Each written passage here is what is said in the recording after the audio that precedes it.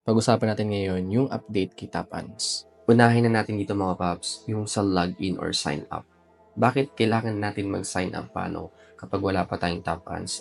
Kung nasa Telegram naman to, why not gamitin na lang nito yung credentials natin sa Telegram katulad ng ginagawa ng ibang TG Games? Napakaganda ng sagot nila dito mga paps. Sa ginawa nilang login na ganun, mababawasan dito yung mga bot account. So, mas magiging fair yung reward ng mga totoong players. At syempre, hindi maka-flooded yung top ants. Sunod dito, stay connected and never miss out. So kapag merong events or campaign si top ants, lagi tayong makaka-receive ng update through email na ginamit natin for sign up. Ito yung magandang in-explain nila sa akin. So pwede natin i-open yung account natin anytime. So let's say na wala o nahack yung Telegram account natin. So normally, yung mga TG games, wala na rin yun. Pero kay top ants, iba. Pwede natin i-open yung account natin sa ibang devices or browser pa nga gamit nga yung email and password na kinreate natin. At ang sunod nating question sa kanila, meron pa bang ibang activities na pwede natin gawin inside Top Ants, hindi yung puro tap-tap lang na ganito. Magkakaroon sila ng weekly contest. Syempre, meron tayong makukuha doon. At para rin sa mga premium worker ants and other minigames. At i-activate na rin nila yung airdrop platform nila para sa mga project-specific missions and activities. And yung social task, dadagdagan pa nila yon para magkaroon tayong mga player ng alternative ways na magkaroon ng puntos.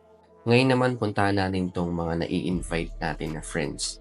So dito, kapag nakasampung invite tayo na friends, magkakaroon tayo ng NFT and this is only for first 10,000 players. And then kung sumobra ka na dyan, wala na. Katulad ko, may 112 akong friends na na-invite pero wala naman ako iba na ako ang benefit. Pero may update pala sila dito.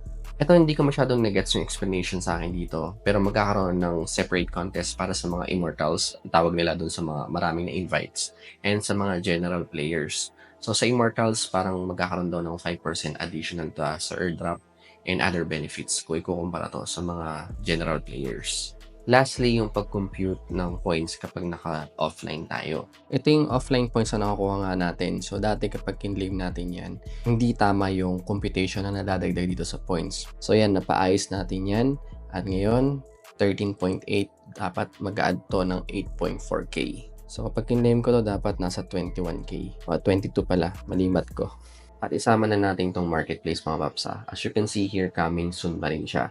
Pero sabi naman nila, ginagawa na nila ito ng paraan, binibilisan na nila yung trabaho para mas makapag-release sila ng mas maraming features, mga premium buying options, as well as peer-to-peer marketplace. So yan mga paps, thank you sa mga feedback na binigay ninyo. Siyempre kung hindi dahil sa inyo, hindi natin ma-update yung developer